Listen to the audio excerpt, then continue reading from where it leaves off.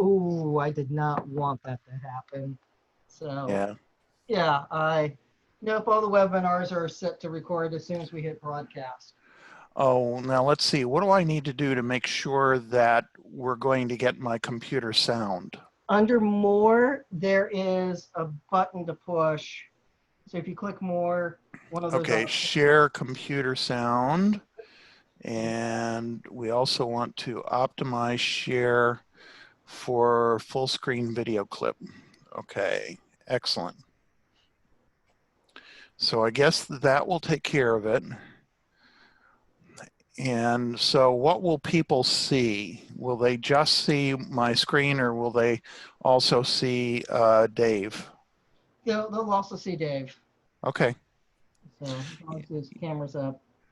Yeah, I'll try to remember to turn off my camera once I'm done with the introduction. And then, Josh, you have those questions that Dave sent as canned questions to get the Q&A started. I will. I know where the email is. I have to pull it up. So, Right. but yes, as I'm making the quick change into uniform. Yeah. Yeah, I don't have mine on. Well, it's all right. Thank you. Yeah, you're the speaker. It's okay. Good. Don't hurt yourself. It just, oh, what a long day. What a long day.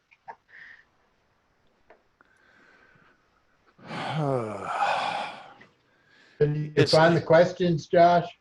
I will I have time because Okay, that's later on. So sure. 8 races at a time. It's dated, I see, July 25th at 11:25 a.m.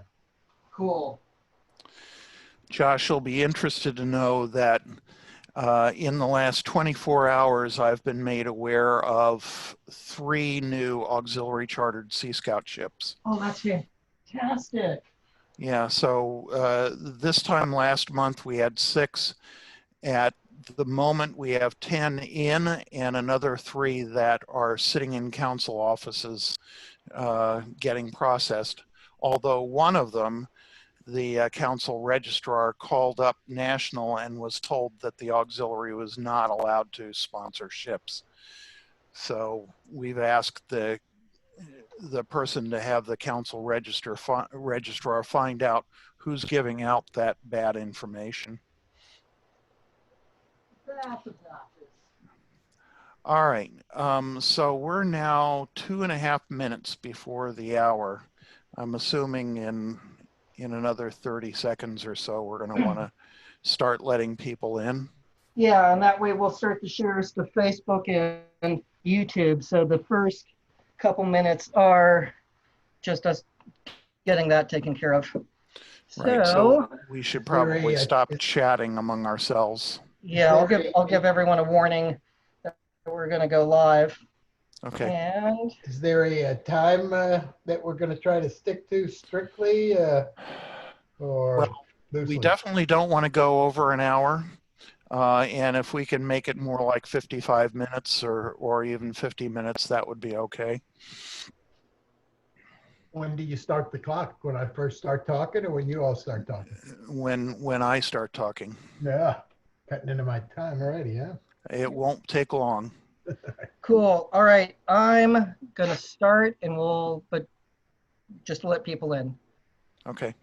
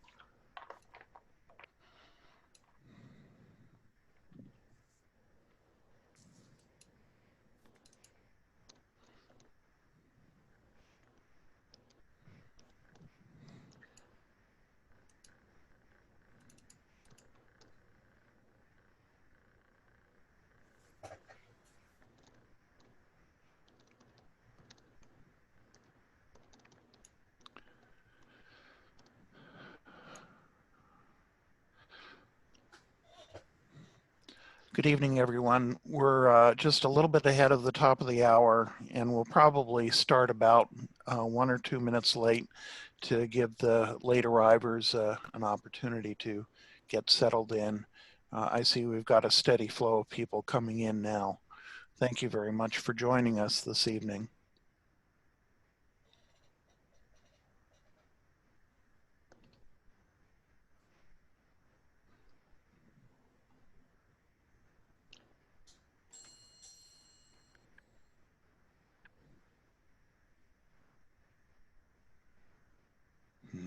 We are also live on Facebook. So Okay. this is Josh Gilliland. I'm the chair of our marketing committee, and it's a pleasure to have you all here tonight for our Coast Guard Tech Talks video. And I'm going to turn the show over to Bruce Johnson, as it's now just 1800 on the West Coast, and we'll get started momentarily. Bruce? Sure, let's get going. Good evening, everyone. Welcome to the third Coast Guard Tech Talks workshop. These workshops are jointly sponsored by the U.S. Coast Guard, the Coast Guard Auxiliary, and the Boy Scouts of America's Sea Scout program. My name is Bruce Johnson, and I serve as the chief of the Coast Guard Auxiliary's youth programs. Our co-host is Josh Gilliland, chair of the National Sea Scout Communications and Marketing team. Josh will be coordinating your questions in the third part of the program. Coast Guard Tech Talks are held monthly on the fourth Tuesday of the month at 2100 Eastern, 2000 Central, 1900 Mountain, and 1800 Pacific time. Each program focuses on a single science, technology, engineering, mathematics, or STEM topic. These topics are chosen to support the Sea Scout Advancement Program. Next month's Tech Talks workshop will be on paddlecraft construction. Excuse me. Tonight's topic is marine environmental protection. Our presenter is Dr. Dave Gruber, Marine Safety District Staff Officer for the Coast Guard Auxiliary's 5th Southern District. Dave holds Bachelor of Science, Master of Science, and Doctor of Philosophy degrees. He's the president and TNI lab director of Biological Monitoring Incorporated in Blacksburg, Virginia. He's also a 17-year veteran of the Coast Guard Auxiliary, where he serves as a marine safety specialist and boat crew coxswain. One last thing, we've muted your microphones to make it easier for everybody to hear. If you have questions, please type them in the chat box. Josh will be monitoring the chat and will be sure to leave time to answer your questions at the end. So without any further ado, let's welcome Dave, and we're looking forward to hearing you. Take it away, Dave. Thank you, Bruce, Josh. Welcome, ladies and gentlemen. I look forward to the opportunity to give you a little snapshot of what my career and life has been involved with. And I guess if we'll start off with the first slide or two, you won't just have to listen and look at me. I've been asked to talk about two subjects. Oops, there they go. The Federal Water Pollution Control Act and the aquatic nuisance species. We'll jump off of the Federal Water Pollution Control Act, also known as the Clean Water Act nowadays, and we'll talk a little bit specifically about oil pollution. At the end, we'll have some kind of homework that'll be posted out there somewhere for you all, and a little project that I think you'll find quite easy to build and construct, and would provide a good service to your local environment. So let's start off with that first slide there, Bruce or Josh, whoever's doing that.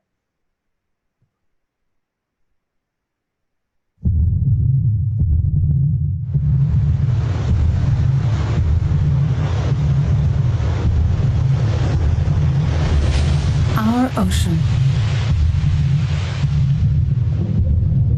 Nearly 4 billion years old. Self-regulating. Self-healing. The source of all life on Earth. Yet it is in danger. threatened by a truly global problem: marine pollution. From the remotest Pacific Islands to the bottom of the Mariana Trench, to right here on the beaches of Malta. Oil spills,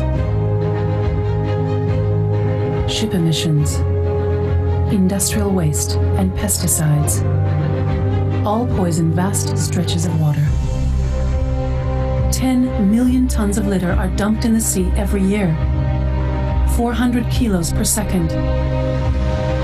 By 2050, our ocean could contain more plastic than fish. Pollution is destroying marine life. Plastics alone are killing 1 million seabirds and 100,000 marine mammals a year. Microplastics threaten to unhinge whole ecosystems. These problems don't stop at sea. Contaminants such as mercury accumulate in the food chain, affecting the health of millions of people.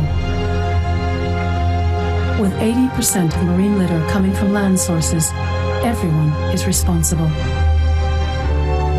But the solution is at hand, and it offers a great opportunity. Marine pollution costs billions. Switching to circular economies could make up for this loss and more, with environmental, economic, and social gains for all. So to reverse the trend of ever-increasing marine pollution, how can we minimize waste? How can we prevent plastics from reaching the sea? How can we stop marine pollution?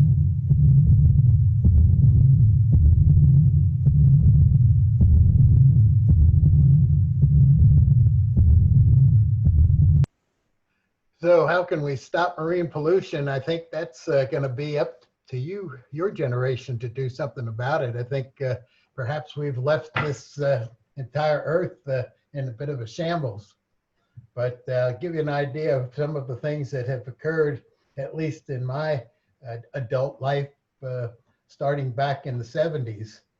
But in talking about the Federal Water Pollution Control Act, it actually has its roots going back to 1948.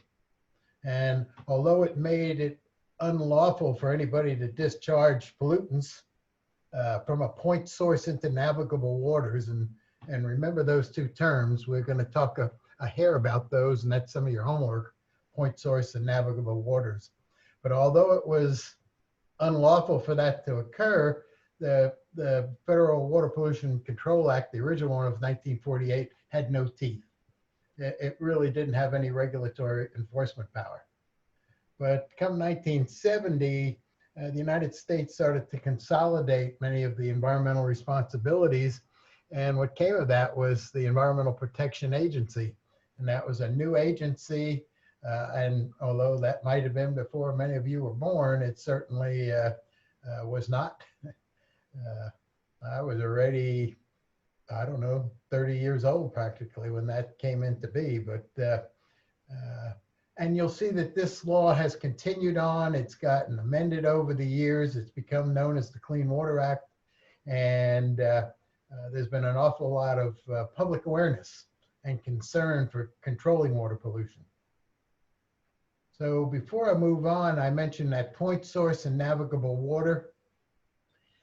Point source versus non-point source. If you think of a pipe discharging waters, you might think they're all point sources, but that's only considered a point source if it is actually has a treated discharge or an untreated discharge, but not considered a point source, even though it comes out the pipe, if it contains our runoff from our lands. And you probably walk outside your own homes and you'll notice lots of storm sewers. Maybe they even have little placards on them that say that this storm sewer discharges into the local body of water, and so don't pollute, don't throw things down here. But the other thing is that ever since its beginning, EPA has been charged with regulating point sources, and they're discharging into so-called navigable waters. But what has changed, and it's a political game, is the definition of navigable waters. Perhaps most recently, the latest definitions of navigable waters with the latest regulations kind of loosens up a little bit and perhaps isn't as strict as it perhaps should be. So we get the next slide.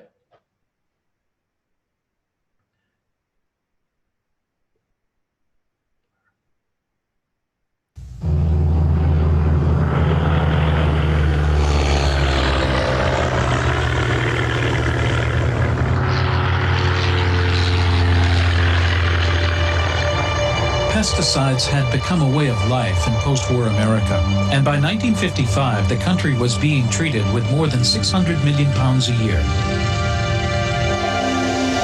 But in 1962, the chemical industry, the government, and agribusiness were accused of poisoning the environment in a book called Silent Spring, written by Rachel Carson. Can anyone believe it is possible to lay down such a barrage of poisons on the surface of the earth without making it unfit for all life? They should not be called insecticides, but biocides. Rachel Carson painted a nightmare vision of the future. Silent Spring polarized the nation, and the ensuing controversy changed the course of history. A great book has a flow to it, and it changes people's minds, it changes their outlook, and it has a long reach. Rachel Carson's Silent Spring is still affecting our thinking and our policy making today. The essence of Rachel's message was that we had to come to terms with nature and work with it and not against it. In a complex modern society, of course, that was a very radical concept. But in the sense of a change in our thought, I think she was revolutionary.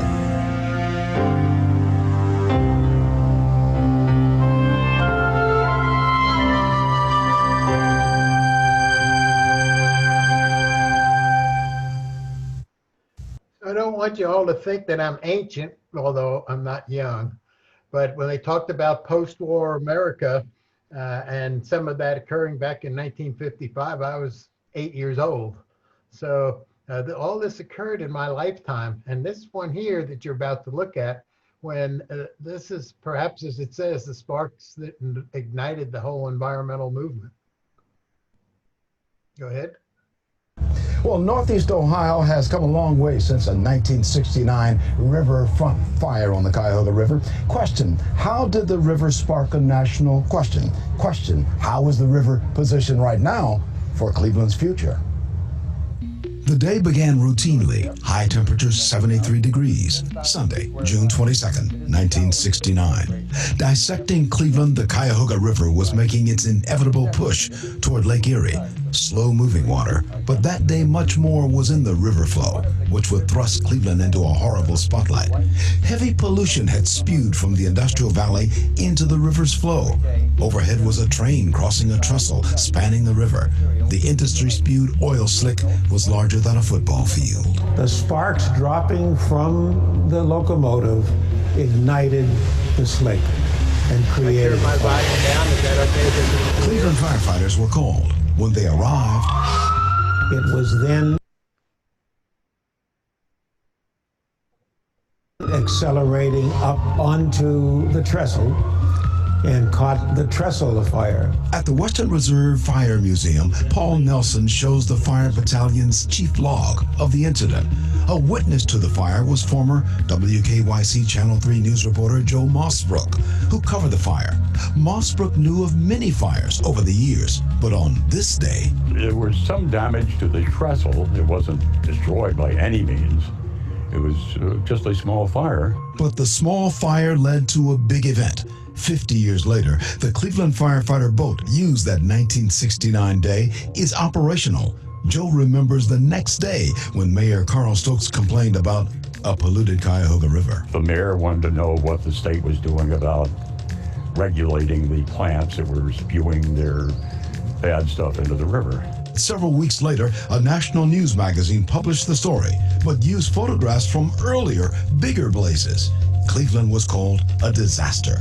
But something good eventually came because the burn on the river ignited a revolution. Because of the Time magazine article that was out, but I think the nation really saw us as the guide stone for how we really needed to look at the environmental cleanup of the entire nation. This gave birth to the U.S. Environmental Protection Agency, the Clean Water Act of 1972, and a national consciousness on protecting the environment. The Cuyahoga has long been a working river.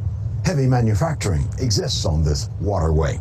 So too does recreational uses. But question, can the two, heavy manufacturing and recreation, coexist on the same waterway? In other words, can both flow in the same direction? Yes, heavy riverbank manufacturing is still here, but cleaner. Heavy-fisted freighters still muscle up and down the Cuyahoga, but the water is clean enough for recreational use. But they just have to understand that they are on a working river, and the freighters have to understand that there are boaters around them. The Ohio EPA has judged the Cuyahoga River clean enough for consumption of its fish. 50 years after the river burn, Cleveland commemorates the fire. No celebration of the fire, but remembrance of the spark it gave to a national environmental movement which grew out of the day Cleveland's Cuyahoga River caught fire. Leon Bibb, Channel 3 News. I'll tell you, Betsy, we've come a long, long way in the half century since that river right over there caught fire. A long, long way. And it's not perfect, but we have made so many strides. And you know, it's interesting, I think a lot of people don't realize that it was the Cuyahoga River fire that spurred the initiation, the creation of the EPA, which is now saving rivers all over the country. If there is a ground zero, if we can use that term, it is Cleveland. Yep. But we've progressed. All right, so in 1972, this Federal Water Pollution Control Act, through amendments, kind of evolved into the Clean Water Act. And it established now a permitting system for point source discharges. So it gave EPA a lot of authority. They were given the authority to implement pollution control programs, to hold the dischargers, hold their toe to the ground, and implement fines, big fines. They established water quality standards or criteria, which criteria would be the chemical specific parameters that are allowed to be in the water body segment in order to protect its designated use. These are some terms that you'll come across when you do your homework. Some of the designated uses you might find are recreational water, contact recreational water, drinking water, trout waters, put and take trout waters, a whole slew, depending on the individual state, of different water quality standards, their designated uses, and the criteria, the in-stream values that protect those designated uses. So this was a pretty heavy and significant law that came into effect back in 1972 and has continued to evolve. Now, one thing as we kind of jump into the next segment is that it also prohibited the discharge of oil or hazardous substances into the waters of the U.S. And if we can go on to the next slide.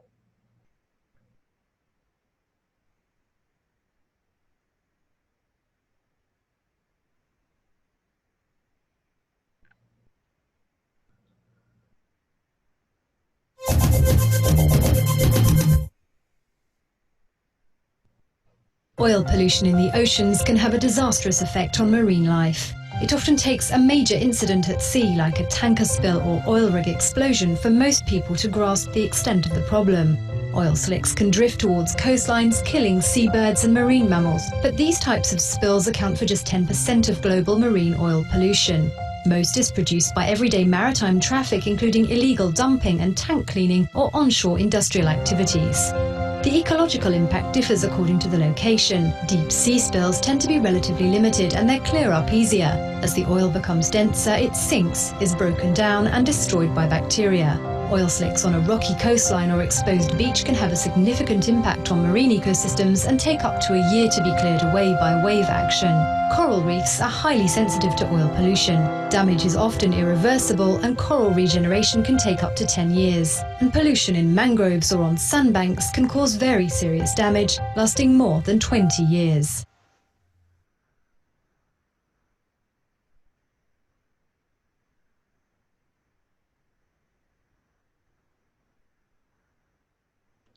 So one of the things that came out of the Oil Pollution Act, which in the Federal Water Pollution Control Act, is that all vessels, all boats 26 feet or longer are required to post this particular placard, or one similar to this at least, that's letting them know that the discharge of oil is prohibited. So you can't just dump your oil over, your oily wastes, you can't dump them over. But, you know, a lot of times oil, if you're out there on the water, gets down in your bilge, you know, the lowest part of your boat, and bilge pumps come on automatically or even manually. And now you've got a discharge of an oily substance with your bilge water. And that's illegal, and you can be fined significantly for doing that. You notice on this placard down at the bottom there, the National Response Center. Anytime you see a pollution event, learn that number, 800-424-8802. It's manned by the Coast Guard, and they will then in turn start the ball rolling and get the appropriate local agencies to deal with the pollution findings that you've seen. So don't be afraid to use that, National Response Center. Okay, next slide. Now we're going to kind of slide into what aquatic nuisance species are. They're invasives. They're non-indigenous species. They're organisms that weren't there originally. They weren't there. You know, sometimes you have to ask yourself with a grain of salt, is this good or is this bad? And when, how long ago? What do you want the Earth to get back to? Do we want it to get back to what it was like back in Pocahontas' time? A lot of philosophical questions. But in any case, these non-indigenous species certainly threaten the diversity and abundance of our native species. So they're important, and we have a number of acts that protect our environment from these aquatic nuisance species. And the next couple slides are going to talk about a couple of them.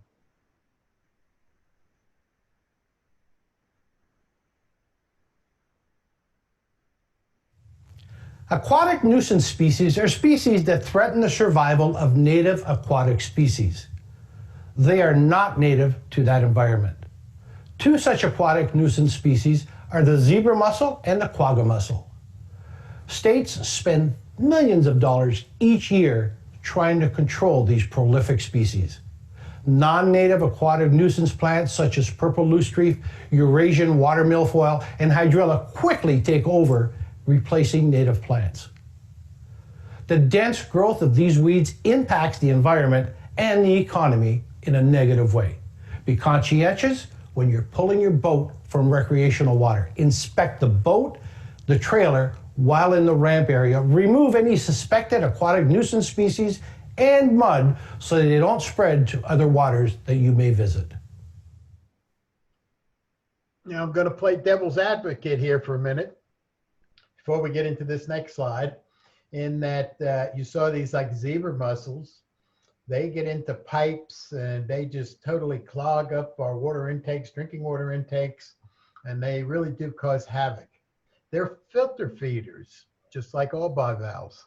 Well, the interesting thing is that they've cleaned up our Great Lakes, and some of them, like Lake Erie, from all these sediments, that now it's become a great smallmouth bass fishery, because other fish have been able to come in and invade, like the these little gobies that the smallmouth love to eat. So this is a case of aquatic nuisance species, but if you were to ask the smallmouth bass fishermen, they'd say, well, this is a real good thing. And then the same thing with these aquatic weeds, like the hydrilla.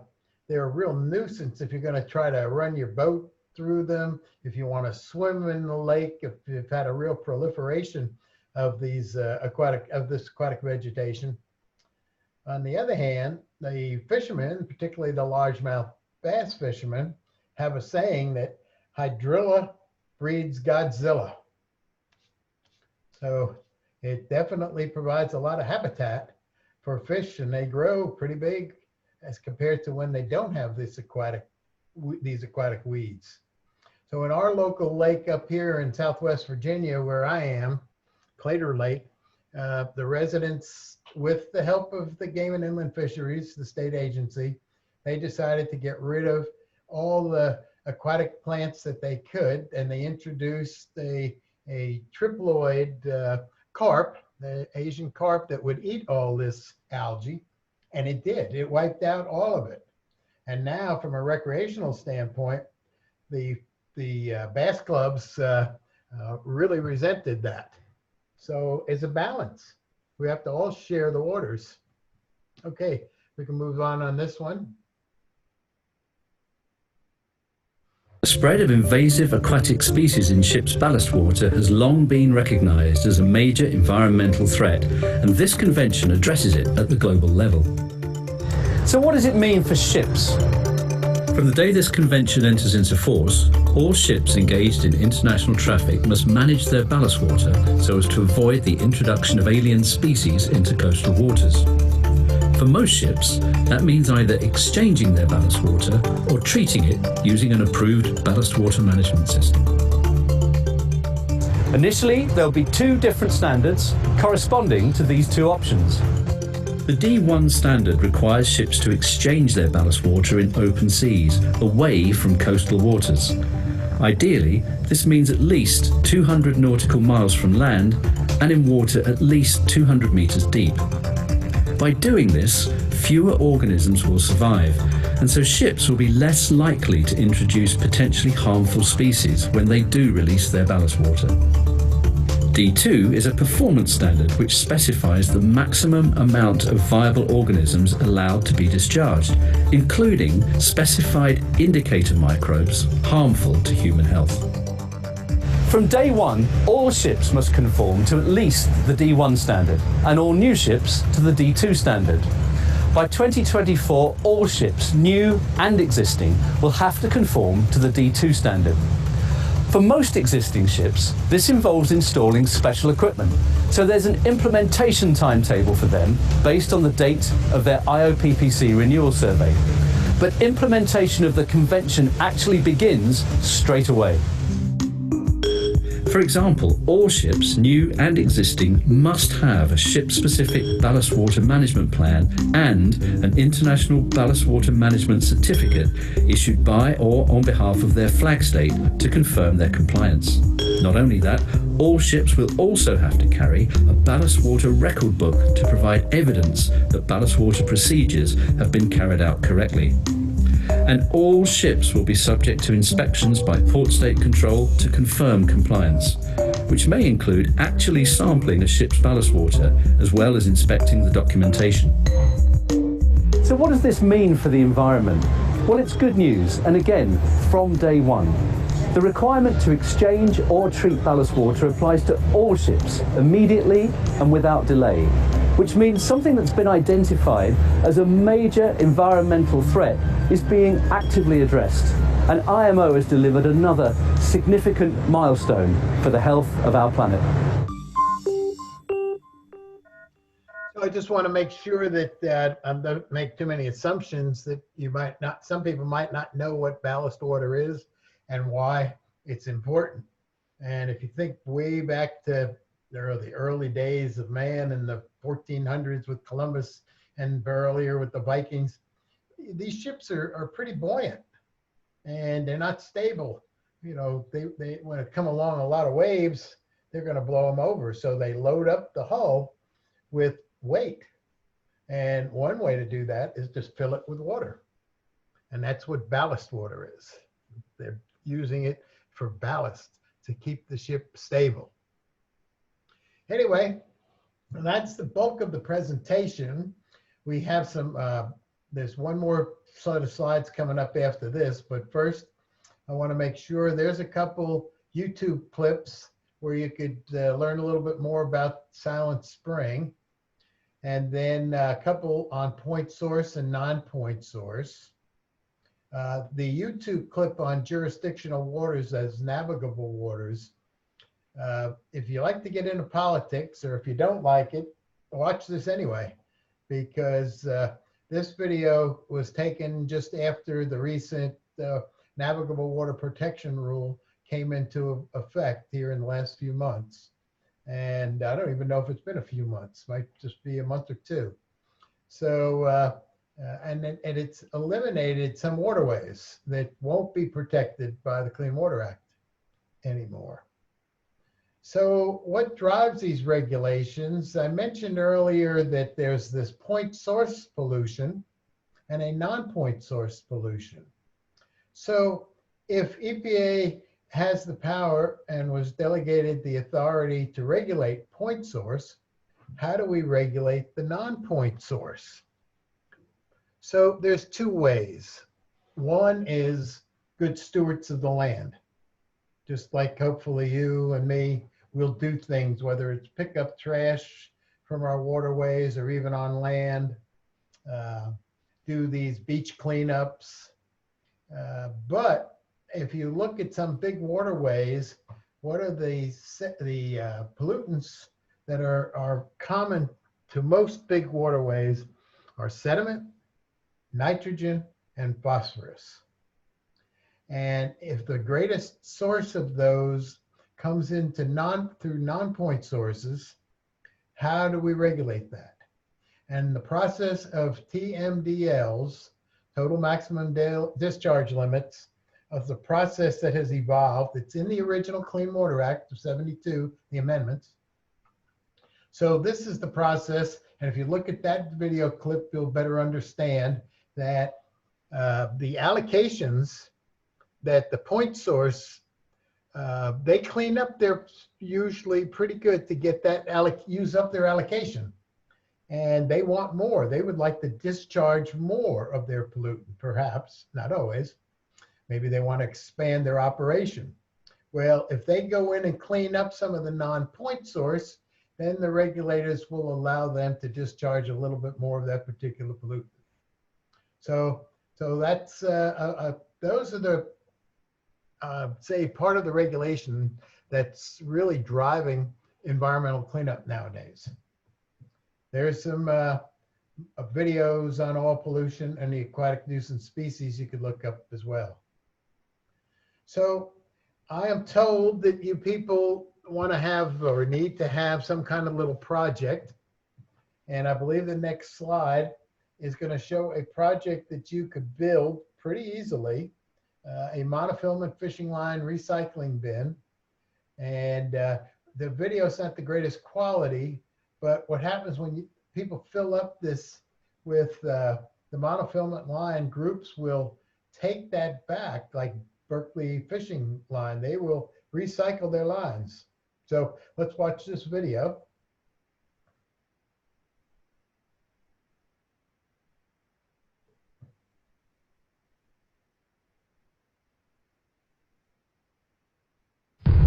I'm Susan Shingledecker with the Boat US Foundation for Boating Safety and Clean Water. Today we're going to show you how you can become involved in our monofilament fishing line recycling program. In just a few minutes, you can build a monofilament recycling bin of your own.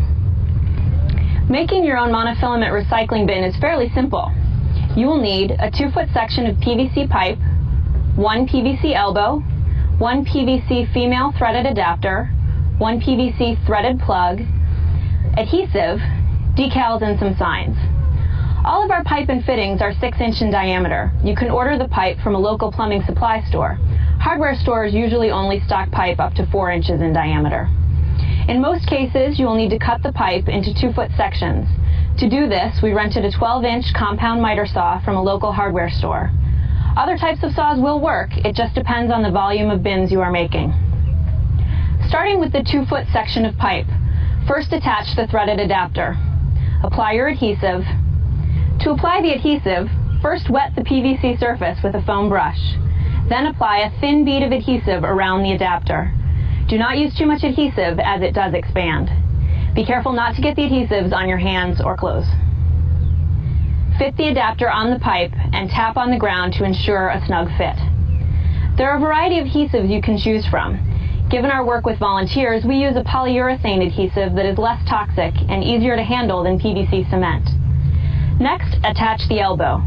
Ensure that any writing or marks on the pipe are positioned on the opposite side of the elbow opening so they will not be visible when the bin is mounted. Again, apply the adhesive and fit the elbow on the pipe. Tap the bin to ensure a snug fit. Next, thread the cap onto the adapter. Be sure that there isn't any glue residue on the threads before inserting the cap, or you will have trouble removing it later. We have drilled a drainage hole on the caps to allow water to easily drain from the bin. This can be done with a drill press or a simple drill. Finally, apply the decals to the bin. Decals are available on the Boat US Foundation website. Despite a large red no trash decal, trash often finds its way into the bins. To help minimize this, it is wise to locate your bins near a trash can. Your bin is now complete. There are a number of different ways to install your bin. See our website for suggestions. Once your bin is installed, be sure to check it regularly to empty it. As a safety precaution, wear gloves when emptying your bin. Never reach into the bin with your bare hands. A metal coat hanger or stick can help pull the line out if it gets stuck. A pair of nail clippers or small scissors are also good to have on hand. We have built an online tracking system that will allow you to enter and track the amount of line you collect. To enter your bin location, visit our website.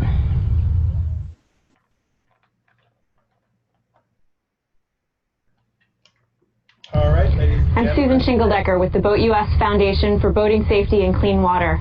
Today we're going to show you how you can become involved in our monofilament fishing line. There we go.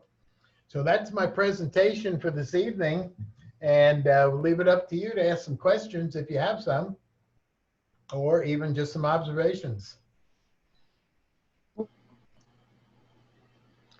David, thank you for your expertise and tonight in sharing about the Clean Water Act. We do have some initial questions that have come in. If anyone would like to ask questions themselves, please type them into the Q&A tool and we can go over those. So Dave, if the EPA can only regulate point source pollutants, how are non-point source sources of pollution reduced? Yeah, I think I did touch on that near the tail end.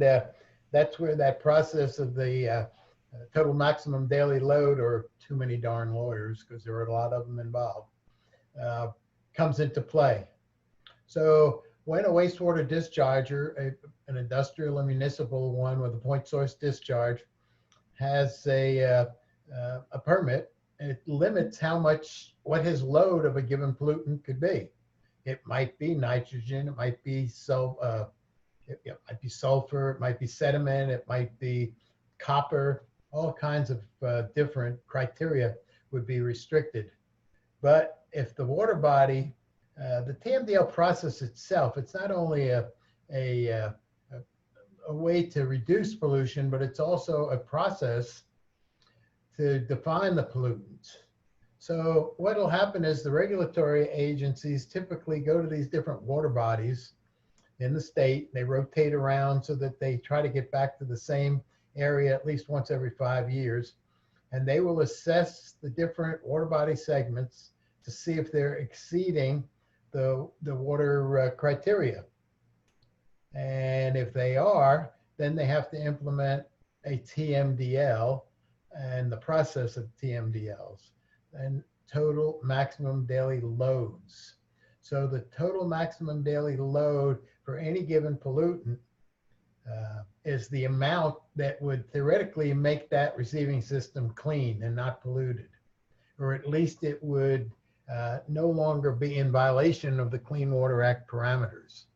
And they divvy up they allocate the loads amongst the point source and the non-point sources. And then they take aside maybe 10% of that and allocate it as a margin of safety. So here you've got the WLA, the waste load allocation that's given to industry and municipality to the point sources. And then you've got your non-point source. It's given the LA, the load allocation of that formula. And typically, particularly with sediments, that's where the greatest source of pollutants are. And when it comes to things like nitrogen, phosphorus, sediment, because it's running off our lands. We're adding too many fertilizers to our plants and lawns, and it gets into the waterways. So if industry wants a greater allocation, they will go in and clean up some of the non-point source pollutant so that they can get a greater amount allocated to them. So at worst case, it remains the same, but typically they have to clean up a little bit more to get a little less of that allocation. Hope that makes some sense. It does, it does. And another question's come in. And first it says, great session, thank you. And then the question is, what kind of projects do you think would be appropriate for Sea Scout ships? We are based in Annapolis, Maryland, and are looking for good environmentally related projects for our shipmates to pursue. Well, that's a lot of things that you could do there in the marine environment. There's a program going on in your area through the Virginia Institute of Marine Science and the local watermen. Now, the crab population, the blue crab population in Chesapeake Bay is kind of maybe even on the brink of collapsing. And so they restrict the crab catches, and that takes away from the livelihood of these fishermen, these commercial fishermen. So they came up with a program a few years ago, and the state will pay these fishermen that can't go crabbing to go out and find so-called ghost crabs, ghost crab pots, ghost fishing. Look that term up, ghost fishing. What it is when these commercial fishermen and even the recreational fishermen set out, for example, crab traps, fish traps, they break away. You'd be surprised how many are in the greater Chesapeake Bay area, and a lot of them are mapped out. So they will pay these fishermen to go out and collect these. So if you people have a vessel in your local ship, I think you call it, and get out there and try to coordinate with VIMS and or the local fishermen and capture some of these ghost fishing, because once those things are out there, they keep catching fish in them, and they die and they rot and they become a source of pollution. They emit hydrogen sulfide. So that's one that comes to mind. Of course, that monofilament fishing line is another one that you just saw for the Chesapeake Bay. Having a degree in marine science that I do, what the local people are doing is cleaning up the beaches, cleaning up these watersheds that drain out there. So, Lord, I could go on, and you all should have my email. I think it'll get posted out there. Feel free to email me and ask me questions like that, and I'll come up with a bunch of other projects for you.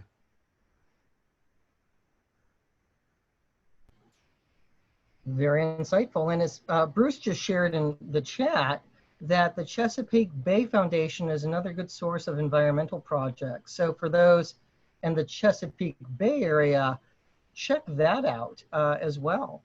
And so it's, we have similar things across California as well. So there are lots of ways to participate.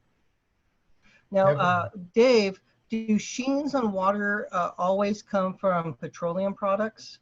And if not, how can one distinguish amongst them?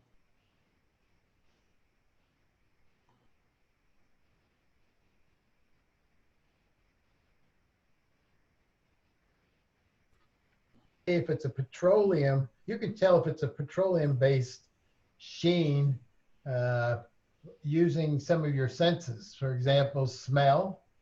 You'll smell the petroleum usually. You can see a rainbow-looking sheen on top.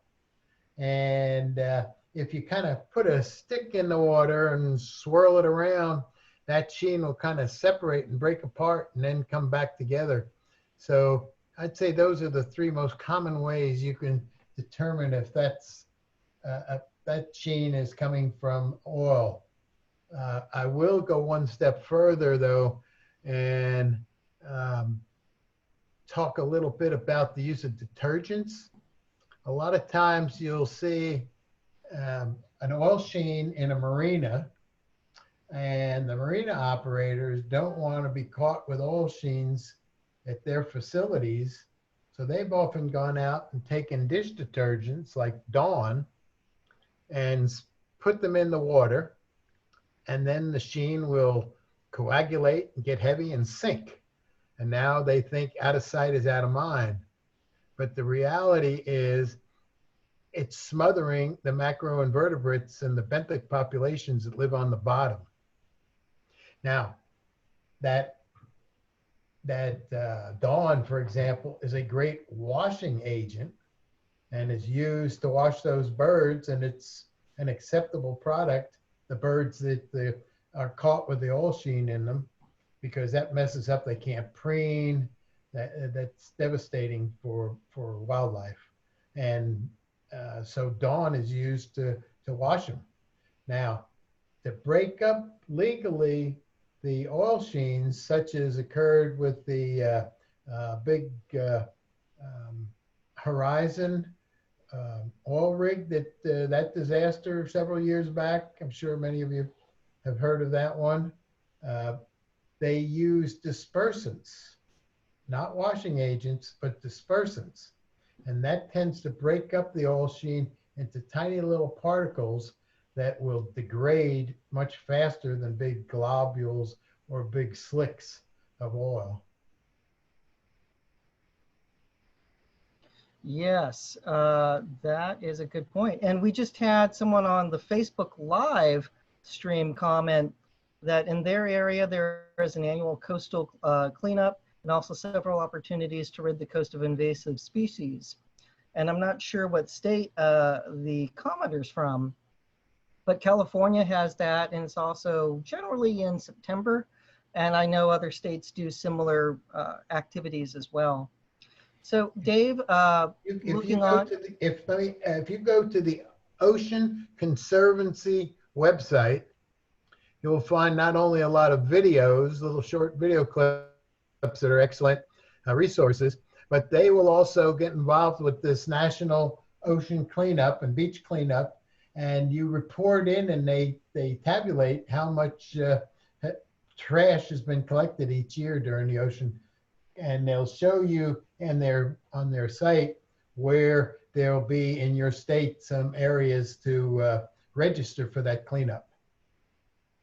Excellent. And the commenter on Facebook is from Mobile, Alabama. So it's great to see that this happens as well. So, and looking at other questions that we have, why are detergents like Dawn dish soap illegal to use on the oil sheens? Yes, it's because they take those sheens and they cause them to get together and get heavy, form globules, and they'll sink. So that oil sheen, which was sitting on top of the water, and yes, there's some toxic gases in there, volatiles like naphthalene, but those gases will dissipate fairly quickly. So the biggest problem we've got with oil in terms of a pollutant is its physical effect. So if those sheens are left on the surface and would break up into small enough particles, they will dissolve. They'll be degraded by bacteria. But if you put the detergents on them, they're just going to sink to the bottom in big clumps, and they're not going to break down. that fast. It'll take a whole lot longer, and it will smother all those organisms like coral reefs and little aquatic, the crabs that live on the bottom. All kinds of organisms live in that benthos environment. Excellent, very informative. And our friend from Alabama says they have an influx of apple snails. And I haven't heard of those before, but that does not sound like fun. Which brings us to the last question that's come in so far. If anyone wants to ask more, please type away. And that is, do invasive species always do harm? And you alluded to this in your presentation on the Great Lakes, but you don't care to elaborate on that? Well, one story I like to tell, and it's not to do with the aquatic species as much as it is thermal pollution, or should it be called thermal enrichment? So when I was growing up on the South Shore of Long Island, come wintertime, it'd get cold enough, but we'd want to go fishing. Where would we go? We would go to the discharges that the power companies were discharging, because they used that water to cool their operations, cooling water. And they would discharge the warm water. Well, that warm water in the wintertime attracted a lot of fish, and those were the spots to go fishing during the winter. During the summer, not so much, because that hot water would tend to cause the algal blooms. It would suck the oxygen out of the water. It would things would decay. So yeah, does that sort of answer the question? And the same thing with these invasive species. Kind of depends on like look out there in the environment in my part of the country, Southwest Virginia, and I'm guessing Alabama too, with kudzu. Kudzu was brought into this country, I don't know, back in the 30s, maybe even, as a ground cover. And it's a great ground cover. It stops erosion, but the stuff you can sit there and watch it grow during the summer months. It's intolerant to cold weather. So if you live up north, you probably never saw kudzu unless you've traveled down south. But kudzu grows all over the trees and chokes them out, power lines and bushes. Right now, when I drive over to our local lake, I look over and I say, boy, we've got a good bumper crop of kudzu this year. So yeah, it's a good ground cover. We brought it in from Japan. It keeps soil erosion back, but it chokes out all the other plants. Yeah, speaking of invasive plants, there's a wonderful Stuff You Missed in History class podcast talking about an invasive plant down in Louisiana and this attempt that was in, I think, the 1930s to bring in hippos to eat the invasive plant by bringing in an invasive species. Didn't work. They wanted to use hippos to replace cows for burgers, but it is a fascinating story about bringing another creature to deal with another invasive species. Well, they brought in nutria to try to put some other animals in check. I don't remember what it was, but they've taken over. Yep. So, David, this has been amazing. Really appreciate your insight and expertise. We do have environmental requirements, and we believe in a scout is clean and to leave no trace. So you've been wonderful tonight. I'll turn the show over to Bruce Johnson to help close us out and talk about next time. Bruce? Thanks so much, Josh. Just want to let you know that next month the topic is paddlecraft construction. It will be on Tuesday, August 25th at the same time, 2100 Eastern, 1800 Pacific. And we'll have an announcement about this on both the Sea Scouts BSA and the AuxScout Facebook pages.